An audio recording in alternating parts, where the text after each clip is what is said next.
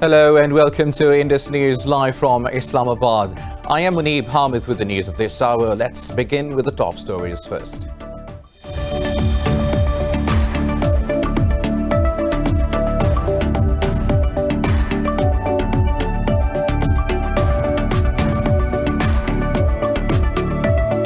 Indian troops have martyred 3 more civilians in occupied Kashmir, raising the toll to over a dozen this month.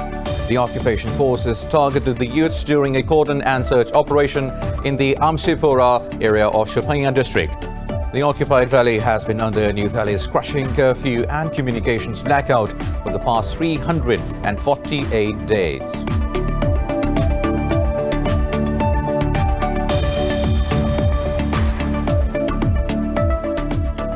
The Taliban claims they have killed 10 Afghan soldiers in 2 different attacks in northern Kunduz city. In a tweet, spokesperson Zabihullah Mujahid said 8 troops were killed in Zakhil while 2 others in Zakhilo area of Kunduz. Kabul has not commented on the claim yet.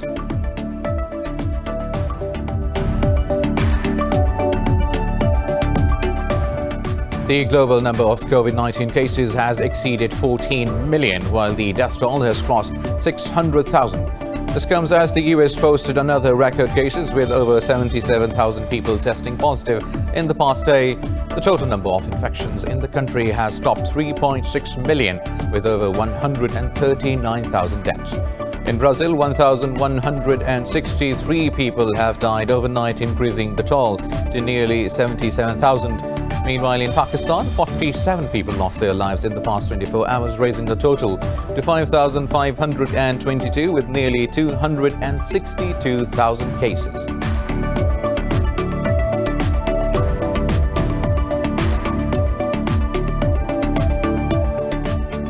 China and Russia's foreign ministers have voiced support against US unilateralism and agreed to enhance bilateral cooperation. In a phone call with Russia's Sergei Lavrov, Chinese Foreign Minister Wang Yi said Washington is reviving a Cold War mentality in its policy towards Beijing. Lavrov said Moscow opposes unilateralism in international affairs.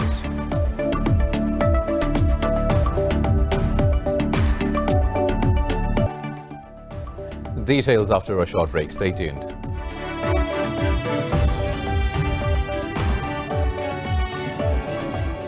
Welcome back. Now, Indian troops have martyred 3 more civilians in the occupied Kashmir, raising the toll to over a dozen this month.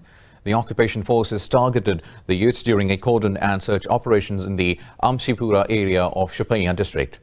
Indian troops have killed 7 Kashmiris within 24 hours, violating human rights in the valley. Earlier, 4 youths were martyred in the Kugam and Kupwara districts. Pakistan has repeatedly urged the international community to take action against Indian brutalities in Kashmir. The occupied valley has been under New Delhi's crushing curfew and communications blackout for the past 348 days.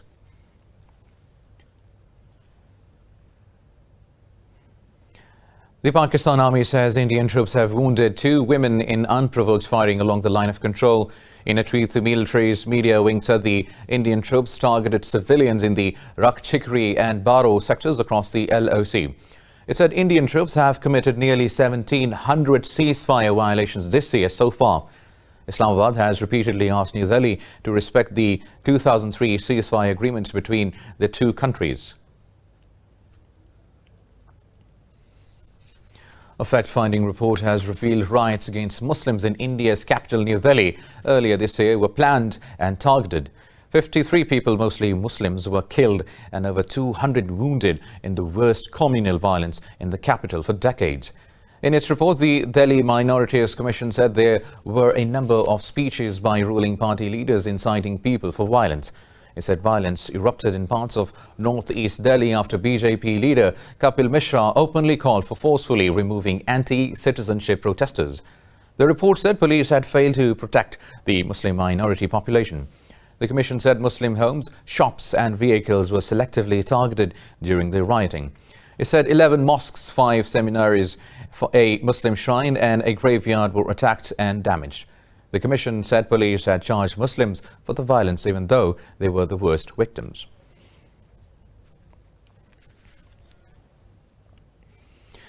The Taliban claim they have killed 10 Afghan soldiers in 2 different attacks in northern Kunduz city. In a tweet, spokesperson Zabihullah Mujahid said 8 troops were killed in Zakhel, while 2 others in Zakhela area of Kunduz. He said a pistol, rocket launcher, 2 rifles and 4 light weapons were also recovered. He accused the Afghan soldiers of targeting and killing civilians. Kabul has not commented on the claim yet. Meanwhile, Afghanistan's Ministry of Defense says it has killed 6 Taliban in counter operations in Faizabad district of Jawzjan.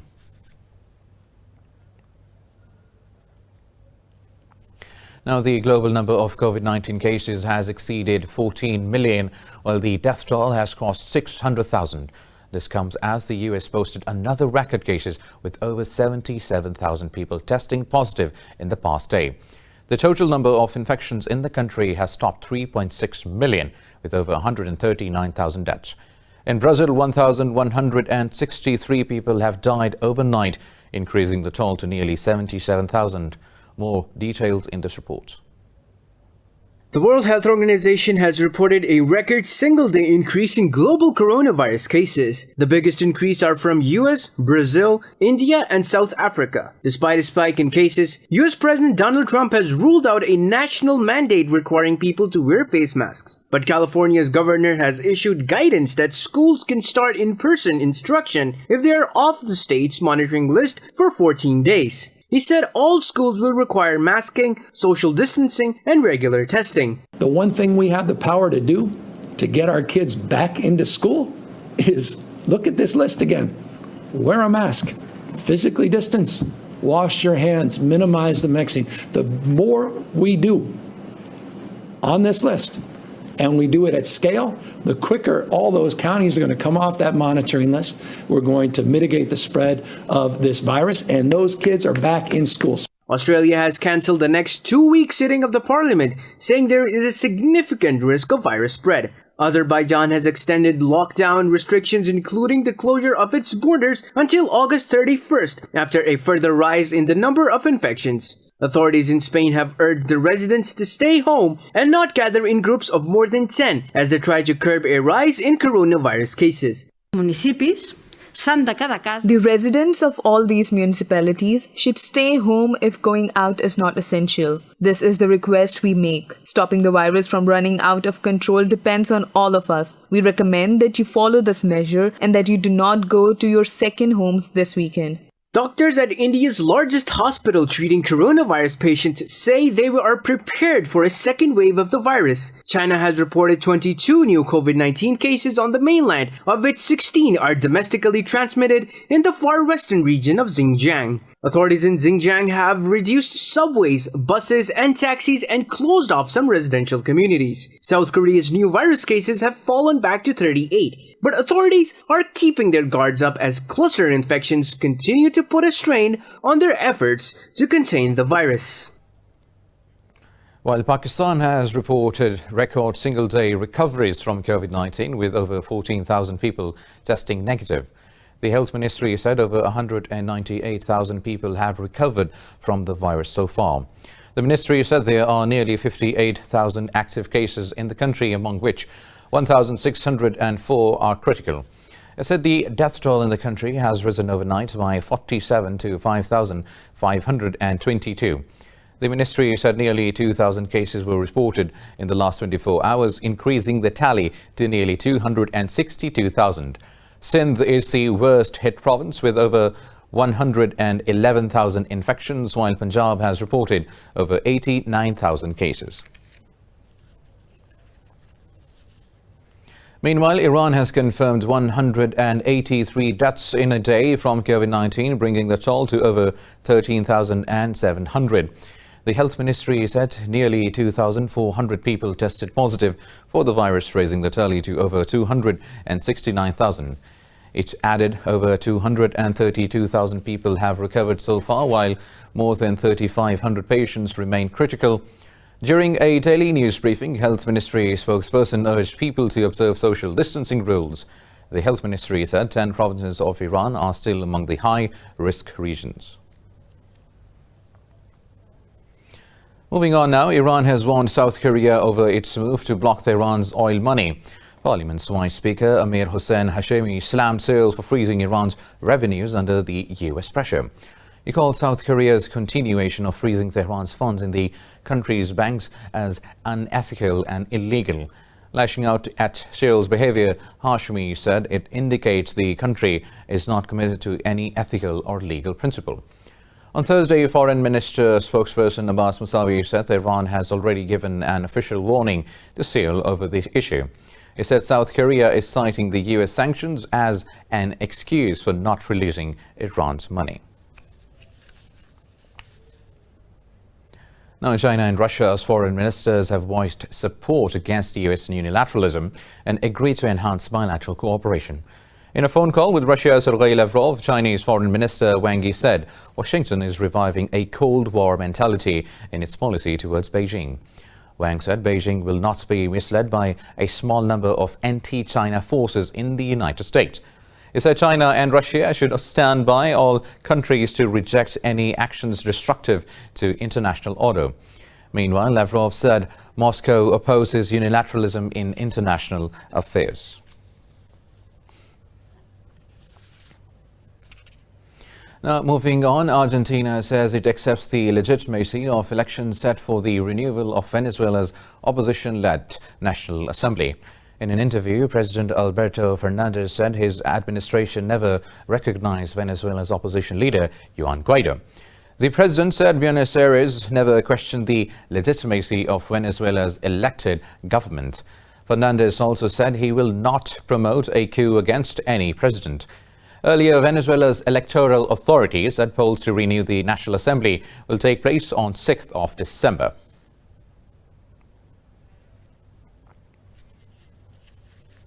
Tens of thousands of protesters have flooded the streets of Mali demanding President Ibrahim Boubacar Keïta to resign.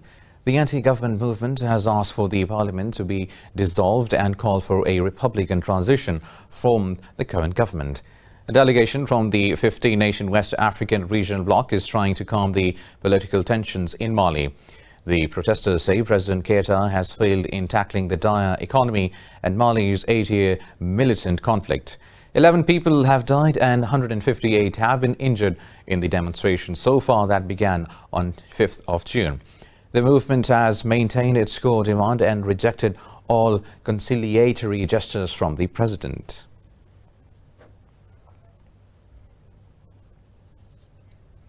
The EU has expressed concern over the growing use of sanctions by the US against European companies and interests. In a statement, Bloc's Foreign Minister Joseph Borrell said Washington's measures go against international laws. Borrell said he has witnessed the rise in curves in cases of Iran, Cuba, the International Criminal Court, and most recently the Nord Stream 2 and Turk Stream projects. He said European policies should be determined in Europe and not by any third country. Borrell said the EU is always open to dialogue, but this cannot take place against the threat of sanctions. Earlier, Germany and Russia rejected US latest threats of sanctions on the Nord Stream 2 gas pipeline.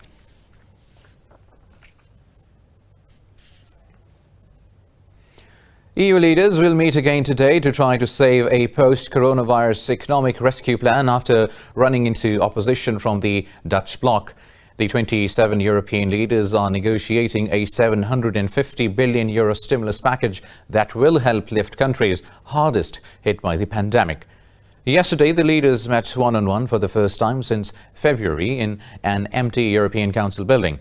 But they failed to reach an agreement after 12 hours of difficult haggling. Dutch Prime Minister Mark Rutte refused to give ground on his demand for strict controls on payments to his southern partners.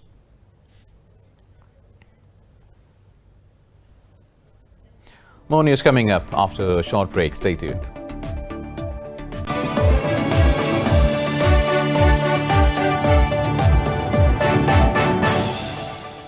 Welcome back. Now, Russian pharmaceutical company R-Pharm has signed a deal to release the Oxford vaccine against the new coronavirus.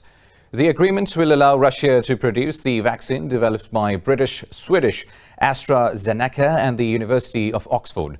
Speaking to reporters, R-Pharm's chairman Alexei Rapik said the company plans to supply the drug to 30 to 50 countries. Russia's investment fund had said our farm will be one of the core producers of Oxford vaccine in the world. AstraZeneca signed an agreement on production of Oxford vaccine with one of our portfolio companies, Air Farm. So basically, we don't need to take anything from the UK. Everything is given to Air Farm by AstraZeneca, and AstraZeneca will be one of the core producers of Oxford vaccine in the world. Following allegations that Russian hackers try to steal COVID-19 vaccine, country's wealth fund says the deal is evidence of Moscow's clearance. Now moving on, the World Health Organization says it's sending a team of international experts to China to study the origins of COVID-19. It said a two-person WHO advanced team has been in China for a week preparing for the visit of the larger team. As a news briefing, WHO official Mike Ryan said the team will engage with various scientific and health groups in China.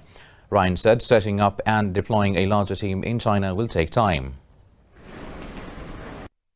Our advanced team continues to engage with various scientific and health groups and science and technology groups in China, and we're also reaching out now to experts around the world, trying to build and advance a team that can be proposed to go and carry out a later mission to implement research studies and with colleagues in China.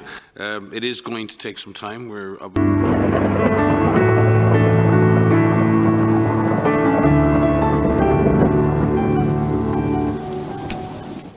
Floods and landslides triggered by heavy monsoon rains have killed over 200 people across South Asia over the past month.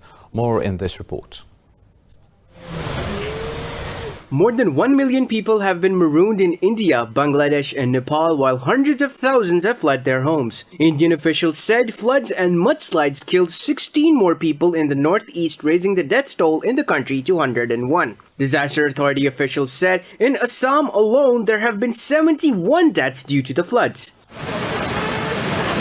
while Nepal has reported at least 117 deaths over the past month and Bangladesh reported 3. Nepalese officials say that at least 47 people were reported missing and 126 have been injured. Last month, rains caused the Brahmaputra River to burst its bank in India's Assam state. This has led to large parts of the state being inundated with water, triggering mudslides and displacing over 3 million people. So far, authorities rescued about 4,000 people trapped in the surging floodwaters in the various parts of Assam. The rains, though crucial for rain-fed crops, often cause extensive damage during the annual monsoon season from June to September. Well, and now let's have a look at the weather updates across the globe.